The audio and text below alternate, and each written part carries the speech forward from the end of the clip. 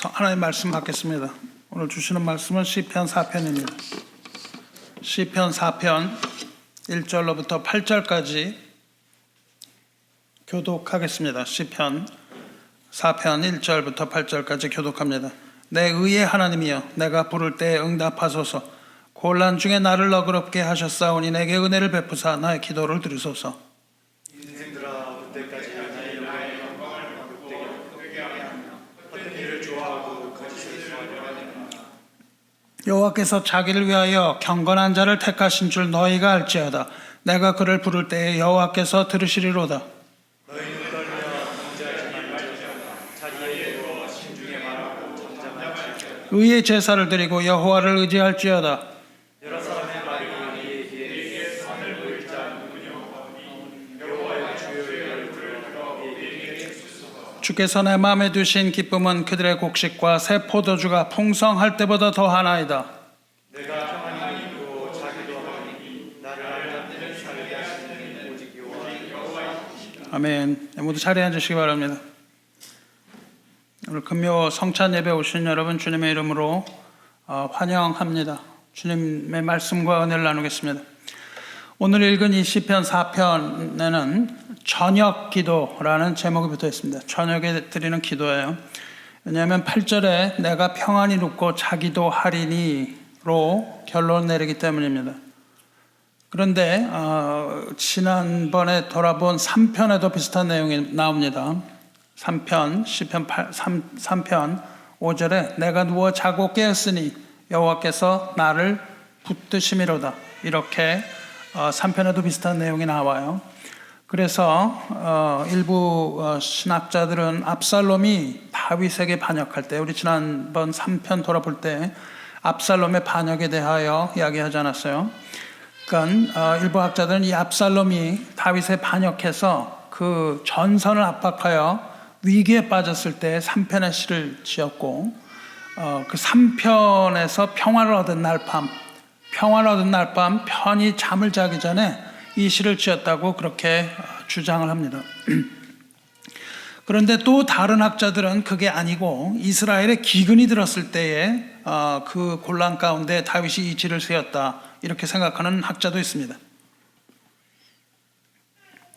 왜냐하면 7편 말씀에 악인들의 곡식과 새 포도주가 풍성할 때보다 하나님께서 다윗의 마음에 두신 기쁨이 더하다 고백하기 때문이에요.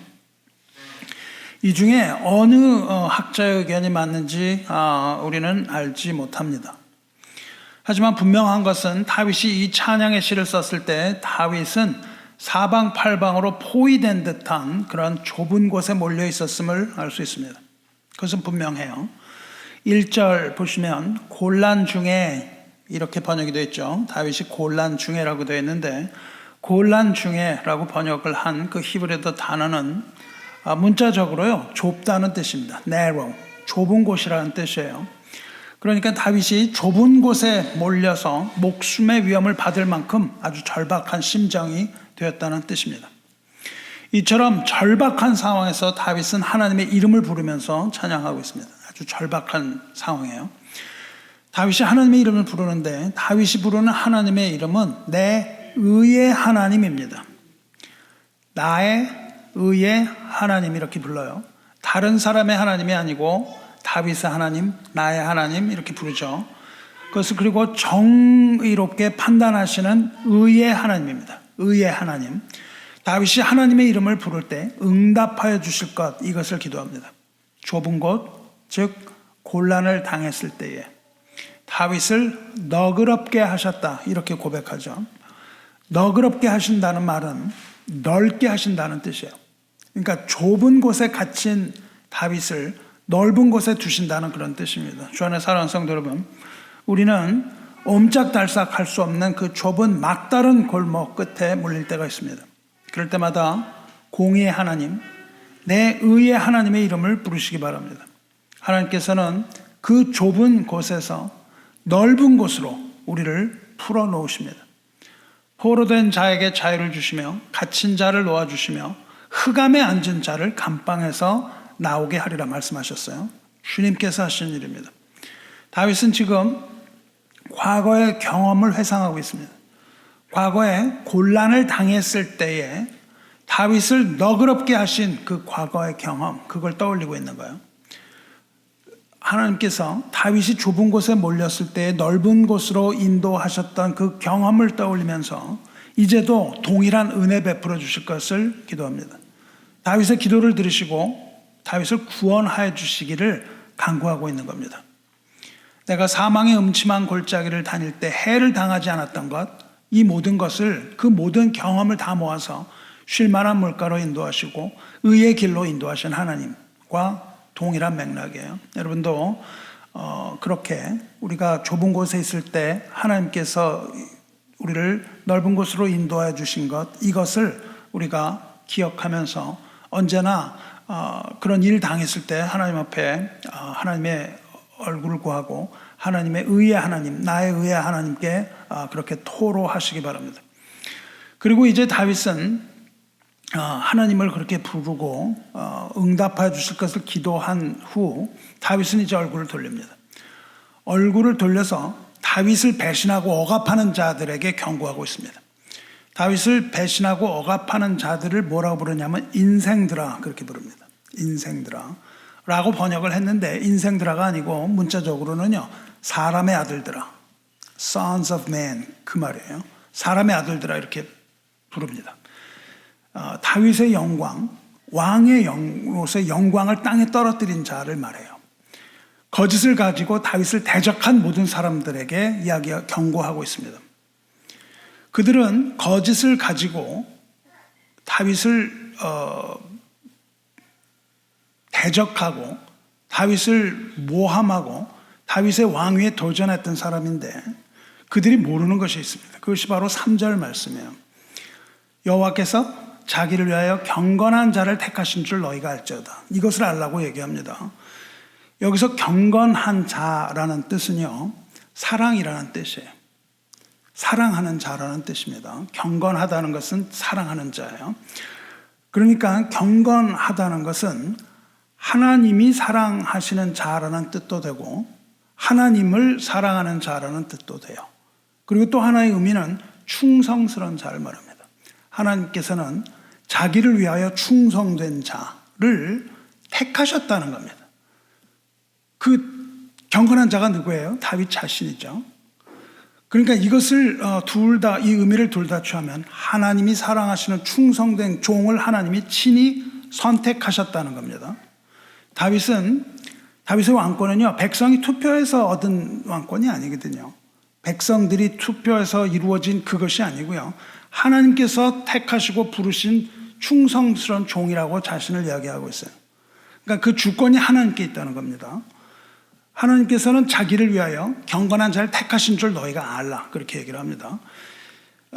지금 다윗은 지금 하나님의 이름을 불러요.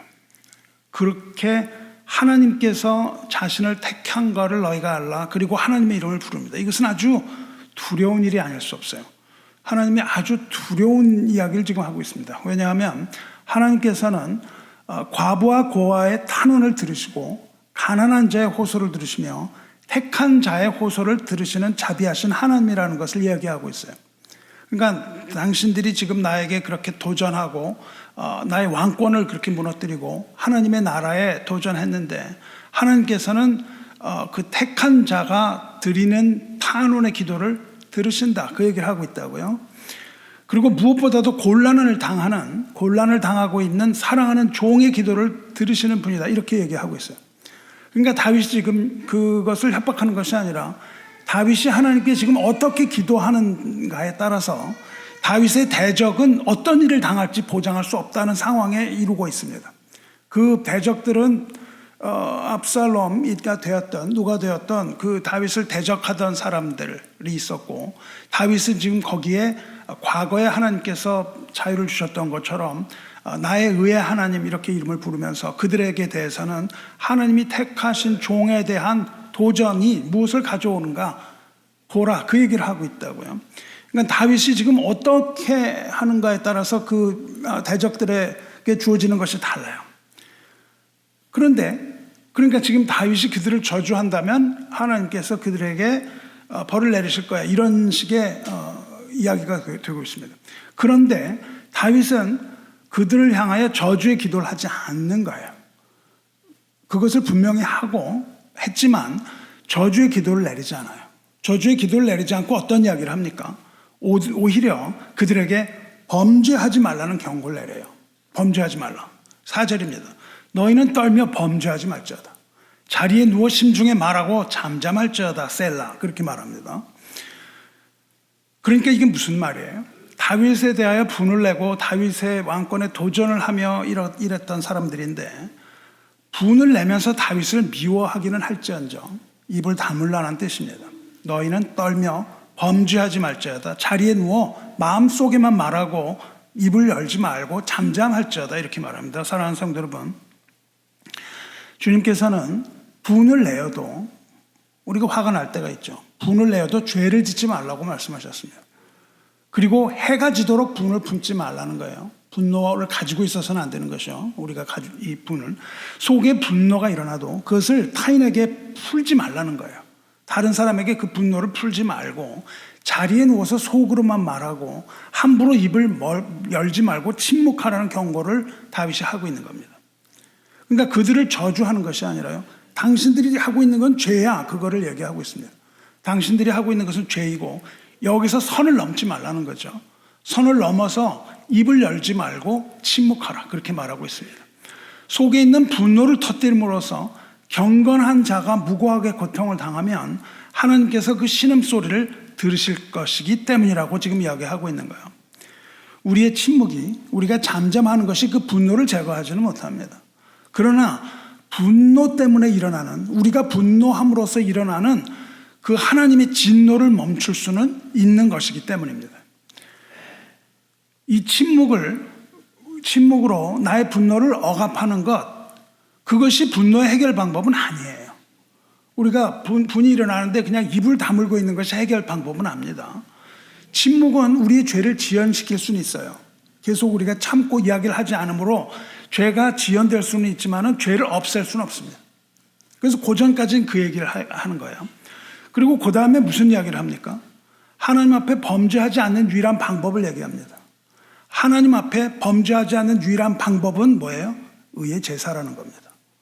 예배가 우리의 죄를 방지하는 거예요. 의의 제사라고 이야기를 할 때 의는 뭐예요? 하나님의 의입니다. 내가 드리는 의가 아니라 하나님의 의의 제사를 하라는 거예요. 그러니까 다시 말하면 하나님의 공의에 비추어서 지난 날을 회개하라는 거예요. 하나님의 의라는 것은 회개를 말합니다. 우리가 잘못하여 지금 반역을, 하나님의 나라에 대하여 반역을 하는 거예요. 교회도 마찬가지죠. 우리가 예배가 회복되지 않는다면 우리의 죄는 이것이 해결할 수 있는 방법이 없는 겁니다. 우리의 죄를 해결할 수 있는 방법은, 유일한 방법은 하나님 앞에 희생 제사를 드리는 거예요. 희생 제사가 아니고는 우리의 죄는 있는 그대로 있는 거예요. 내가 죄인이 아니라고 얘기하는 것, 이것은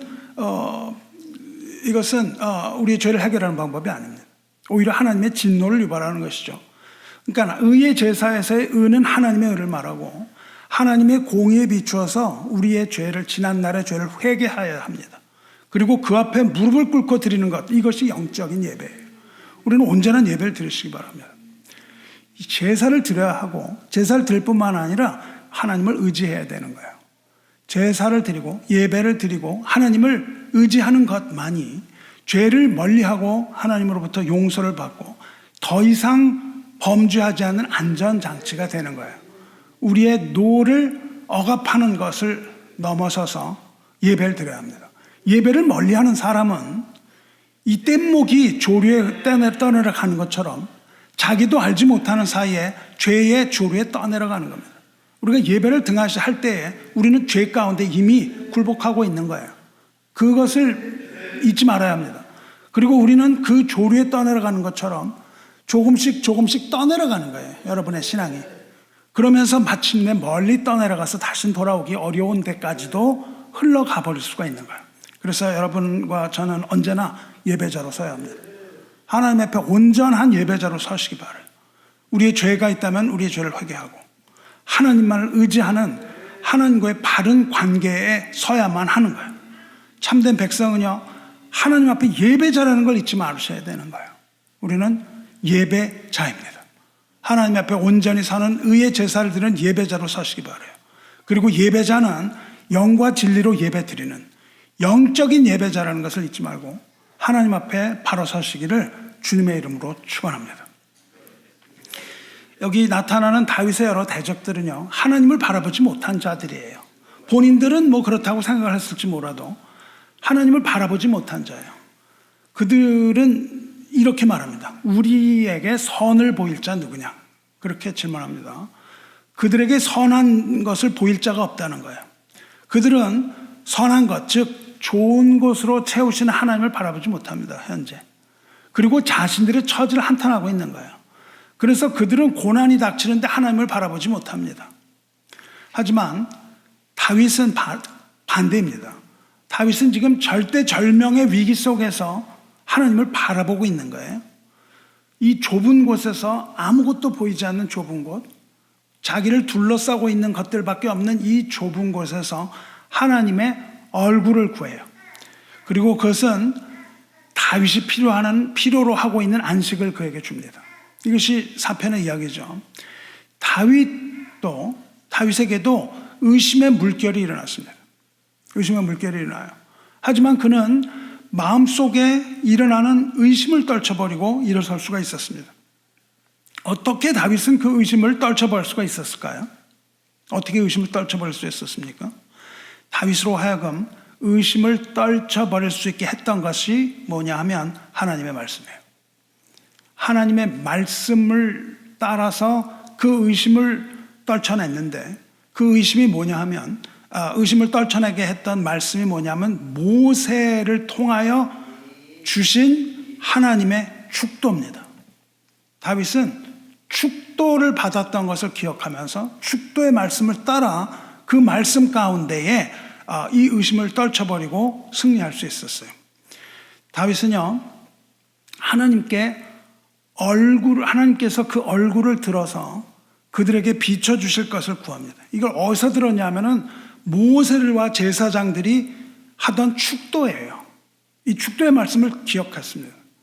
그리고 그 축도의 말씀을 구했어요. 민수기 6장 22절 하나님께서 이렇게 말씀하세요. 여호와께서 모세에게 말씀하여 이르시되 아론과 그의 아들들에게 말하여 이르기를, 아론과 그의 아들들은 제사장이죠. 아론과 그의 아들들에게 말하여 이르기를 너희는 이스라엘 자손을 위하여 이렇게 축복하여 이르되 여호와는 내게 복을 주시고 너를 지키시를 원하며 여호와는 그의 얼굴을 내게 비추사 은혜 베푸시기를 원하며 여호와는 그 얼굴을 내게로 향하여 드사 평강 주시기를 원하노라 할지라 하라 그랬다고요. 그래서 모든 예배 제사 가운데 예배가 끝날 때는 뭘 했냐 하면 이 민수기 말씀을 따라서 아론 제사장들이 어떻게 하냐 하면 여호와는 내게 복을 주시고 너를 지키시길 원하며 여호와는 그의 얼굴 내게 비추사 은혜 베푸시길 원하며 여호와는 그 얼굴을 내게로 향하여 드사 평강 주시길 원하노라 이렇게 축도를 했다고요. 이게 예배의 마침입니다. 오늘날 드리는 예배의 마지막에 하는 축도와 같습니다. 예배 때마다 다윗은 이걸 계속 들어왔다고요. 예배를 드릴 때마다 이 말씀을 들었습니다. 그리고 공경에 빠지자 이 축도를 기억해냅니다. 이 축도를 기억해내서 그는 그렇게 축도했던 것처럼 하나님의 얼굴을 구하는 거예요. 그것을 그대로 따라갑니다. 저는 사랑하는 성도 여러분, 우리가 드리는 공예배에 참석하셔야 돼요. 공예배가 무엇으로 끝납니까? 축도로 끝납니다. 목사의 축도로 끝나요. 그 축도는요, 목사의 기도가 아니에요. 기도가 아닙니다. 그것은 축도라고 그 번역을 했는데 그것을 기도 도자를 써서 이게 마치 축도라는 그 기도인 것처럼 하는데 기도가 아닙니다. 그것은 기도가 아니고요, 하나님 은혜의 선포예요. proclamation, declaration입니다. 그렇게 하는 거예요. 예배를 마치고 여러분 어디로 나갑니까? 여러분이 여기 와 있는 것은요, 악한 세상에서 들어오신 거예요. 여기로 악한 세상에서 하나님의 나라에 들어오신 겁니다. 그리고 이제 예배를 마치고 악한 세상에 또 나가는 거라고요. 근데 하나님께서는 양을 1리 때에 보냄과 같다 말씀을 하시거든요. 그래서 그냥 내보내질 않으시는 거예요. 그래서 목사 입을 통하여서 하나님께서는 그 축복의 말씀을 선언하시는 겁니다. 그러니까 이 목사 입을 통했지만 이것은 축복의 말씀을 선언하는 것이에요. 그래서 이 목사가 하나님의 말씀 대신하여 선포하는 것, 이것이 축도입니다. 그리고 그것은 여러 가지로 할 수 있어요. 근데 그 중에 하나가 민수기의 축도가 있습니다. 그래서 목사는 이것을 그대로 할 수도 있어요. 우리가 하는 축도는 그대로 정해져 있는 것이 아니고 이것으로 할 수도 있는 것입니다. 어쨌든 축복하는 그 하나님의 말씀이에요. 하나님의 자녀를 축복하는 하나님의 말씀이에요. 그래서 악한 세상에 나가는 이 자녀에게 하나님께서 복을 선포하심으로 능히 세상을 이기고 그 다음 예배까지 승리할 수 있도록 목사는 입을 열어서 축도권을 발동하는 겁니다. 그래서 우리가 안수받지 않은 전도사가 할 수 없는 것은 축도예요. 축도하지 못합니다. 그 다음에 세례를 베풀지 못하고 성찬하지 못하는 것이 있어요. 그래서 그것을 가지고 목사는 그 부르심을 받은 자예요. 그래서 축도권을 행사할 수 있는 권리를 부여받았다고 하는데 그것을 뭐라고 그러냐면 위임이라고 부른다고요. 그래서 위임 목사라고 불러요. 그래서 우리는 그것을 믿습니다. 내가 선포하는 것이 하나님의 말씀이고 이것이 하나님의 자녀들에게 적용되는 것을 믿음으로 선포합니다. 그것이 바로 축도입니다. 그래서 하나님의 위임을 받아서 믿음으로 복을 선포하는 것, 이거 축도라고요. 그러므로 축도는 예배에서 빼놓을 수 없는 가장 중요한 순서 중에 하나입니다. 축도가 어떤 면에서는 말씀도 중요하지만 이 축도가 동일한 정도의 그러한 중요성을 갖는 것이에요. 그래서 여러분은 예배에 참석을 할 때는 믿음으로 말씀을 받아야 되잖아요. 하지만 믿음으로 축도를 받으셔야 되는 거예요. 그리고 그 말씀으로 세상에서 승리하시기를 거룩하신 주님의 이름으로 축원합니다. 그래서 축도를 받지 않고 예배가 끝났다고 생각을 하시면 안 되는 거예요. 반드시 예배는 축도로 시작합니다. 그리고 예배는 무엇으로 시작해요? 하나님의 부르심으로 시작되는 거예요. 우리가 그냥 오는 것이 아니라 하나님께서 악한 세상으로 여러분을 부르셔서 예배의 설교는 무엇입니까? 악한 세상에서 승리할 수 있게 하시는 하나님의 능력이에요. 여러분 이거를 믿으셔야 됩니다.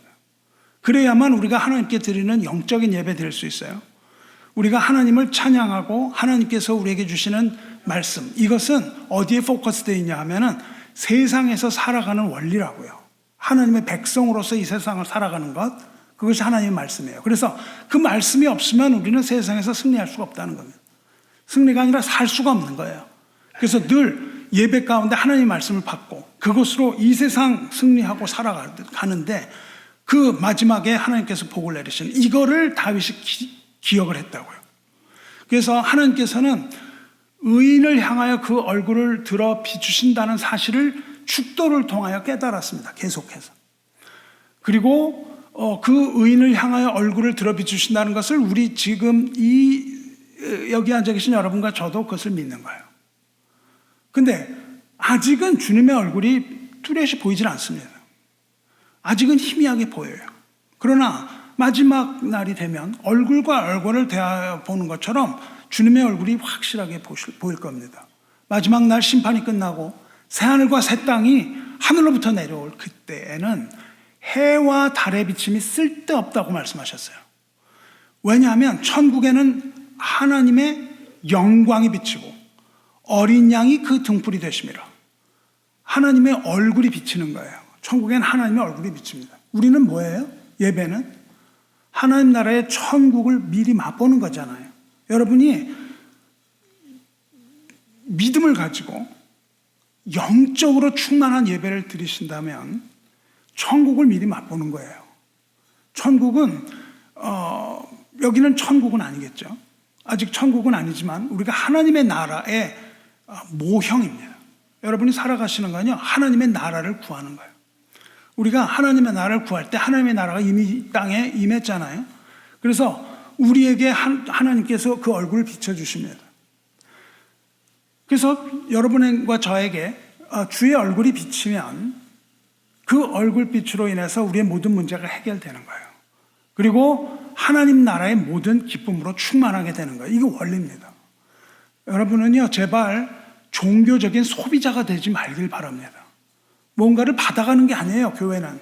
무엇입니까? 나를 하나님께 드리는 거잖아요. 나를 하나님께 드릴 때 하나님께서 나를 하나님께 드린다는 게 무슨 의미예요? 여러분 기도할 때 뭘 구해요? 내가 가지고 있는 문제, 나의 앞길 이런 것들 기도하잖아요. 근데 그게 아니라 뭘 기도하라고 말씀하셨습니까? 하나님의 나라를 구하라고 말씀하셨어요. 그렇죠? 여러분이 예배를 드리는 것은 하나님의 나라를 구하는 것입니다. 우리가 하나님의 나라를 구할 때 우리의 모든 문제가 해결되는 것이죠. 일용할 양식이 다 해결되는 거예요. 그러므로 교회는 뭘 받아가자고 하는 것이 아니고 하나님께 나를 드리는 것입니다. 이렇게 충성된 주님의 백성 되시길 축원합니다. 주 안에 있는 우리 성도 여러분, 여러분 구하실 때는요, 주님의 얼굴 구해야 되는 거예요. 주의 얼굴 보기를 우리가 사모해야 됩니다. 다윗처럼 기도하셔야 돼요. 다윗의 대적들은 뭐라 그래요? 선을 보일 자 누구냐 이렇게 물어봤는데 다윗은 그들이 구하는 좋은 선을 받았다고요. 좋은 것. 뭘 받았어요? 여호와의 얼굴을 구할 때 받는다고요. 그게 가장 좋은 것입니다. 다윗이 하나님으로 받은 좋은 게 뭐예요? 하나님으로부터 받은 좋은 것은 얼굴 구할 때 받은 게 뭐죠? 다윗의 마음에 두신 기쁨이라고 얘기하고 있다고요. 나의 마음에 하나님께서 두신 기쁨. 기쁨은 우리가 만들어내는 어떤 것이 아니고 하나님께서 우리의 마음에 두시는 거예요. 우리가 예배할 때요, 여러분이 예배할 때 무엇으로 예배합니까? 기쁨으로 예배하는 거예요. 우리는 하나님께서 우리에게 주신 기쁨으로 예배하는 겁니다. 이 마음 깊은 곳에 두신 그 기쁨, 넘쳐 흐르는 기쁨을 하나님으로부터 받는다고요. 이 기쁨은요, 2절에 나온 그 인생들이 세상으로부터 풍족하게 얻은 것, 그 인생들, 이 땅의 아들들이, 사람의 아들들이 세상으로부터 풍족하게 얻은 게 뭐라고 얘기해요? 곡식과 새 포도주라고 얘기한다고요. 이 곡식과 포도주가 풍성할 때보다, 그러니까 뭐냐면 곡식과 포도주를 얻으니까 기쁘잖아요. 기쁜데 그 기쁜 것보다 나는 더 기쁘다 그 말이에요. 우리가 세상에서 얻는 것보다 나는 더 기뻐요. 그게 뭐냐면 하나님 주신 기쁨이에요. 하나님이 주신 기쁨은요, 이 세상 것과는 상관이 없습니다. 우리가 그 인생의 좁은 곳에 있잖아요. 지금 다윗이 곤란할 때잖아요. 이 좁은 곳에서 하나님의 은혜가 부어지는 거예요. 여러분이 은혜를 그렇게 이해를 하셔야 돼요.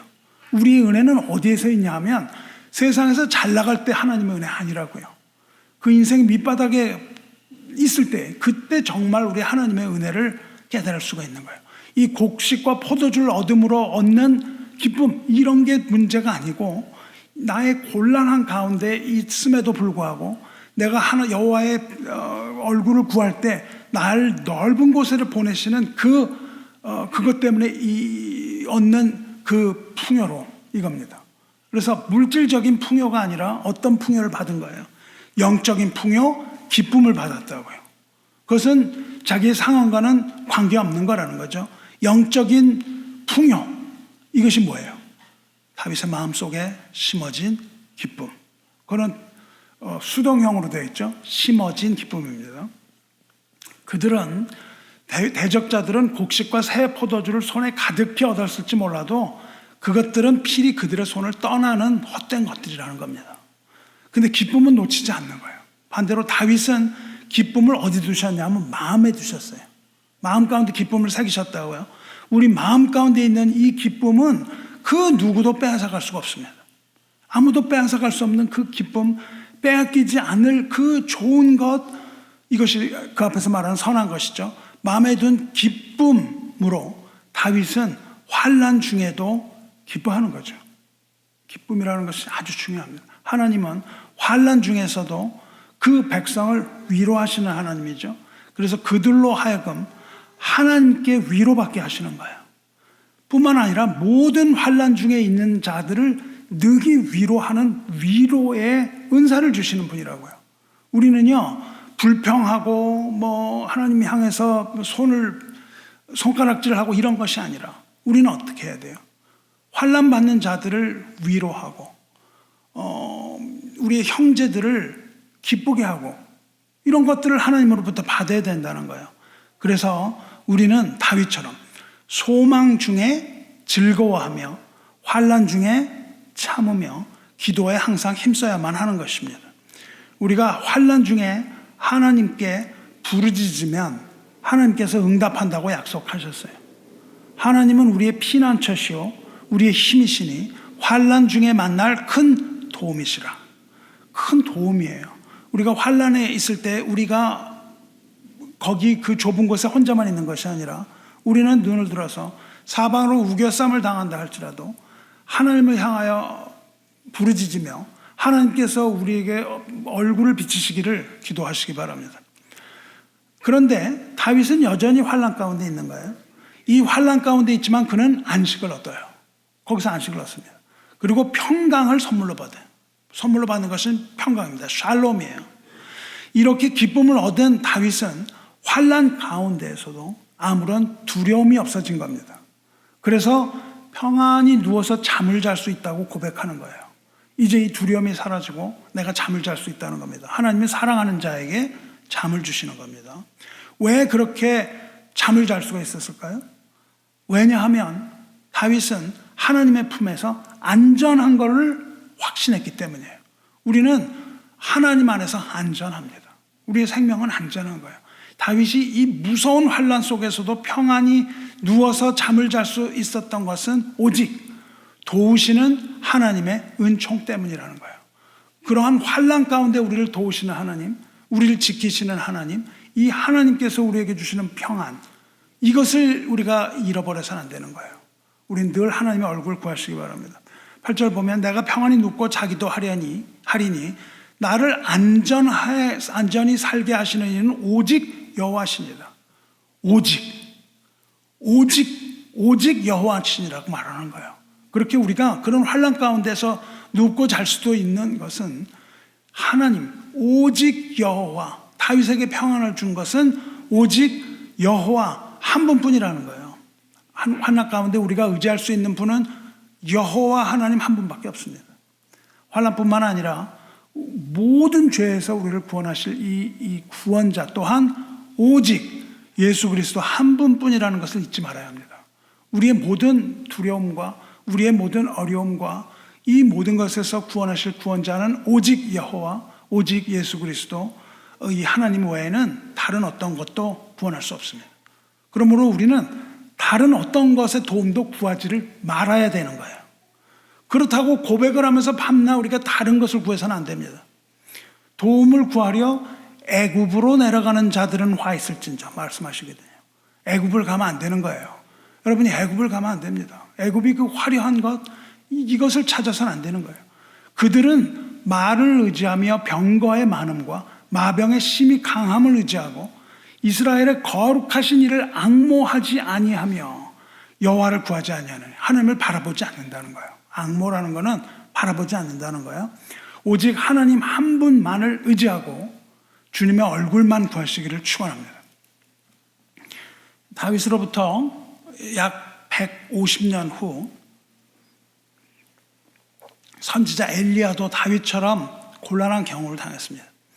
하나님의 택하신 종들이 계속해서 곤란한 경우를 당하는 것이 반복적으로 나타나요. 엘리야도 좁은 곳으로 들어갑니다. 꼼짝달싹할 수 없는 이 좁은 곳으로 들어가요. 그 좁은 곳으로 들어간 것은 그 엘리야는 아합에게 경고를 날리죠. 아합에게 경고를 날려요. 다윗이 경고를 날렸던 것처럼 아합에게 경고를 날리고 죄 짓지 말라고 얘기합니다. 그리고 기근을 피해서 요단강 앞에 시냇가에 숨죠.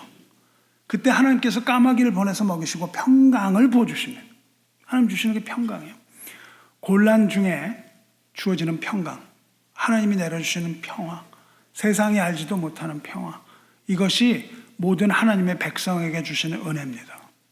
우리가 그 좁은 곳에 하늘로부터 내려오는 평화와 하늘로부터 내려오는 기쁨, 이것은 경험해 보지 못한 사람 알지 못하는 거죠. 왜 나에게 기쁨이 주어지는지 알지 못합니다. 왜 나에게 그러한 평화가 주어지는지 알지 못해요. 상황이 변하지도 않았는데 왜 나는 기쁜 것일까? 왜 나는 그렇게 평화를 느끼는 것인가? 이것을 여러분 경험하시고 하나님께 찬양 드리고 하나님께 감사하시기 바랍니다.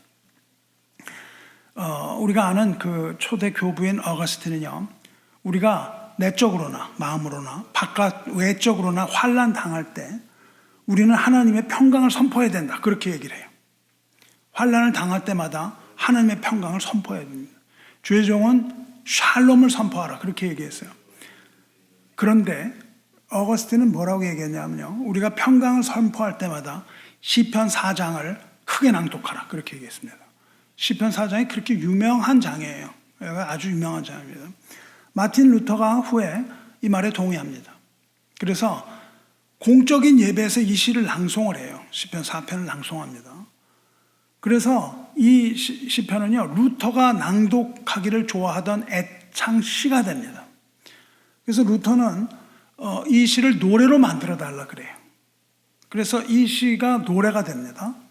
노래가 돼서 그것을 계속 부르다가 루터가 뭐라고 그러냐면 이것을 나의 장례식에 이것을 불러달라, 그렇게 얘기해요. 루터의 장례식에서는 이 노래가 불러집니다.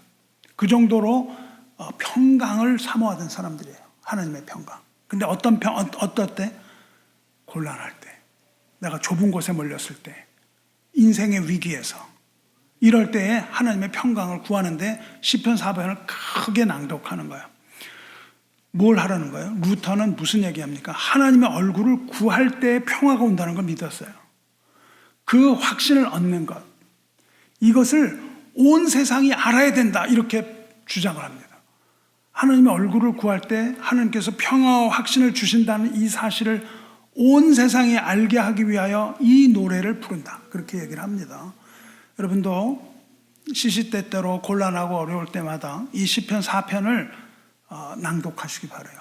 환난 중에도 얼굴을 구하는 자에게 하나님께서는 기쁨과 평강을 하늘로부터 내려주실 것을 믿습니다. 말씀을 맺겠습니다. 주 안에 사랑하는 성도 여러분, 인생 좁은 곳에 우리가 갇힙니다. 영적으로 좁은 곳에 갇혀요. 그때마다 시편 4편을 기억하시기 바라요. 하나님의 얼굴을 구하는 자를 하나님께서는 넓은 곳으로 인도하실 겁니다. 우리가 아무것도 가지지 못했다 할지라도, 우리가 가진 것이 없어도 오직 하나, 하나님의 얼굴을 구할 수 있다면, 우리가 모든 것 다 가져도 하나님을 모르는 사람과는 비교할 수 없습니다. 우리가 뭘 가진 것이 중요한 게 아니라 우리는 하나님을 소유해야 돼요. 하나님이 우리의 가장 큰 상급입니다. 모든 것 다 가져도 하나님을 모르는 사람은 아무것도 가진 것이 없는 사람입니다. 우리 손에 쥔 것 하나도 없지만 하나님께서 만일 우리의 기업이 되어 주신다면 우리는 더할 나위 없이 행복해요. 하나님 아니고서는 만족할 만한 게 하나도 없습니다. 왜요? 우리가 하나님의 형상을 따라 지으심을 받은 하나님의 자녀이기 때문에 그래요. 아버지가 아니고는 우리는 만족할 수 없습니다. 만일 여러분이 좁은 곳에 처하면, 인생의 곤란을 당하면 이렇게 기도하시기 바라요. 시편을 펴서 1절에 뭐라고 되어 있습니까? 내 의의 하나님이여, 내가 부를 때에 응답하소서. 곤란 중에 나를 너그럽게 하셨사오니 내게 은혜를 베푸사 나의 기도를 들으소서. 이렇게 기도하고 하늘로부터 내려오는 평강과 기쁨을 경험하시기를 주님의 이름으로 축원합니다. 기도하겠습니다. 자비로우시며 은혜로우신 하나님 아버지, 오늘도 주님의 말씀 우리에게 들려주셔서 우리 마음 가운데 기쁨 가득하게 하여 주시니 감사를 드리나이다. 다윗이 좁은 곳에 갇혔던 것처럼 우리도 좁은 곳에 갇힐 때마다 다윗이 구했던 그 기도를 배워 주께 은혜를 구하며 우리 기도에 응답하여 주실 것을 구하오니 우리의 기도를 들어주시고 좁은 곳에 갇힌 자를 넓은 곳으로 인도하여 주시옵소서. 하나님을 사랑하는 종, 충성된 종의 기도를 들으시는 하나님 아버지, 우리 교회의 어느 누구도 말로 범죄하지 아니하게 하시고 우리 교회의 모든 성도가 다 의의 예배를 드리며 하나님을 의지하게 하여 주시옵소서. 우리 마음에 평화를 주시는 주님, 우리가 평안히 누워 잠을 잘 수 있도록 안식을 베풀어 주시고 안전하게 하여 주시옵소서. 우리가 주의 얼굴을 구하오니 여호와 우리 하나님이여, 주의 얼굴을 들어서 우리에게 비추시옵소서. 우리에게 복 주시기 원하시는 하나님, 우리에게 복 주시옵소서. 우리를 지키기 원하시는 여호와여, 우리를 지키시고 주의 얼굴을 우리에게 비추사 은혜 베푸시기를 원하시는 아버지, 얼굴을 우리에게 비추사 은혜 베풀어 주시옵소서. 얼굴을 우리에게로 향하여 드사 평강 주시기를 원하시는 하나님, 주님의 말씀대로 우리에게 평강과 기쁨 내려 주시옵소서. 우리 주 예수 그리스도 이름으로 기도 드리옵나이다. 아멘.